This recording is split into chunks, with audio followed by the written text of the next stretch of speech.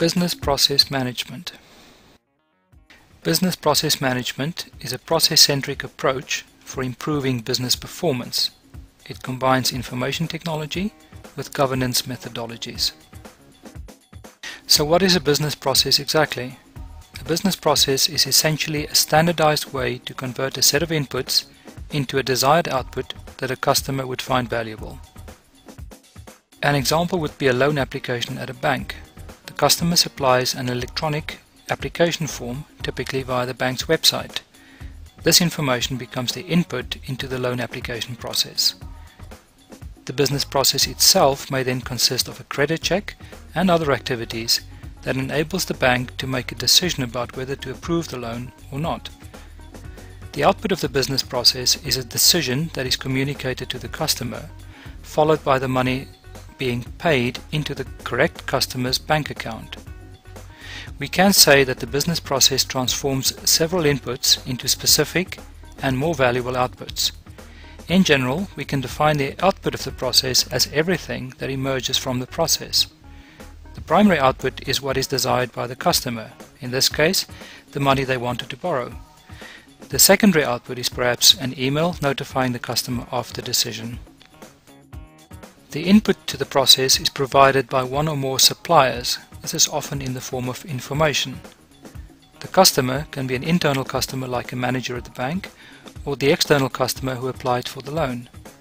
Even another subsequent process can be thought of as a customer that is consuming the information created by the first process.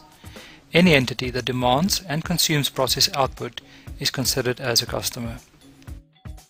The three pillars of BPM is technology, people, and processes. All three aspects need to work for a BPM project to be a success. The business process needs to be fit for purpose and actually satisfy the demands of all the stakeholders. The people aspect also need to work. If the customer neglects to provide all the required information, the web page will alert him or her that the application form is incomplete. If a manager forgets to approve a certain process step, she will get an alert, and if she still ignores it, the alert will escalate to her manager, and the so-called process owner will also get an alert that the process is stuck. This level of visibility is impossible to achieve without good technology. For the automation to work smoothly, the information system needs to work seamlessly all of the time. It normally takes a large team of experts with IT and business knowledge to implement a BPM project. The project team will study a related set of business processes in great detail and then try to redesign it, with the objective of optimizing it so it is fit for purpose. This happens during the design phase of the project, where the processes are carefully designed to be as simple and straightforward as possible, so it can be completed in the shortest possible amount of time without making mistakes. During the modeling and simulation phase of the project, the process is documented in the form of an activity model. It is then possible to simulate the behavior of the system and try out different scenarios through a what-if approach. Once the process is approved by management, it is deployed. This occurs during the execution phase of the project. The project team will then monitor the performance of the business process to see if anything goes wrong. This is the monitoring phase. If any problems arise, changes will be made to further optimize the process to take care of exceptions. This occurs during the optimization phase of the project. A good BPM implementation will increase the visibility of the bank's activities, making it easy to monitor and control the critical business processes of the bank. It provides management with an increased ability to identify bottlenecks, make improvements where needed, and reassign resources to meet customer demand. It also provides an increased ability to identify further areas of optimization that will improve customer satisfaction or lower transaction costs. A good BPM system normally contributes significantly to reduced lead times, so the customer hears about the decision of the bank within days rather than weeks. BPM ensures better definition of the duties and the roles of the employees of the company. It's also a good tool for fraud prevention, auditing, and assessment of regulatory compliance. BPM system prevents the unfortunate situation where a customer who phoned to inquire about her loan application is transferred from one individual to the next and to the next, with all of them saying, "Sorry, it's not my decision, but let me transfer you to the person who deals with it." BPM uses a cross-functional approach, so the work is automatically moved from one desk to the next, without any need for manual intervention. Of course, training is crucial to ensure employees and managers know what is expected of them.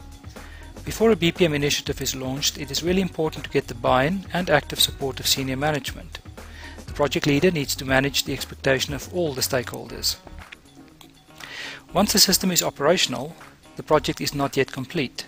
The team needs to listen to the customer feedback and make further improvements. In general, all the principles of change management needs to be followed to ensure success, because everybody's job will be a bit different after the project is done. Bill Gates once said, "The first rule of any technology is that automation applied to an efficient operation will magnify the efficiency. The second rule is that automation applied to an inefficient operation will magnify the inefficiency." It is important to remember that the information technology being used is simply an enabler that can take the business, its processes and management to new heights. It can create new, faster and more effective businesses if used correctly, but it can't fix broken processes.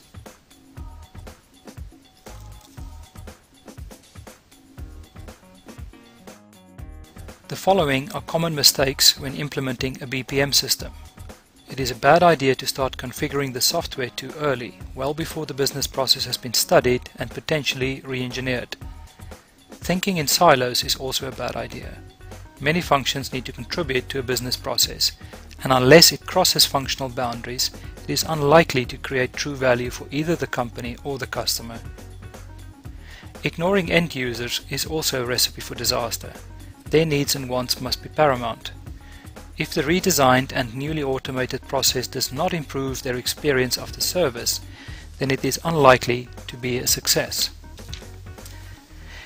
Never use a BPM project to reduce headcount as the primary objective. People will find out and do their best to sabotage the project. People like to say, "Do it right the first time," but this is often unrealistic in a complex business environment. The idea is to build a flexible system that can be quickly adapted to changes in the business environment, for example, changes in banking regulations. It is a very bad idea to hardwire the framework. Not supporting users through adequate training and support is also a common mistake. And don't forget to celebrate when the system starts to deliver good results. People need to see that their efforts are appreciated. Relying on long-held beliefs or gut feel is dangerous, and it is better to trust the analytical data that the system generates to decide where to move your resources. Automating failure is a very common mistake. A bad business process that becomes fully automated will simply do the wrong thing more quickly. However, if BPM is implemented in the correct way and a good change management process is followed, it can have dramatic benefits for the business.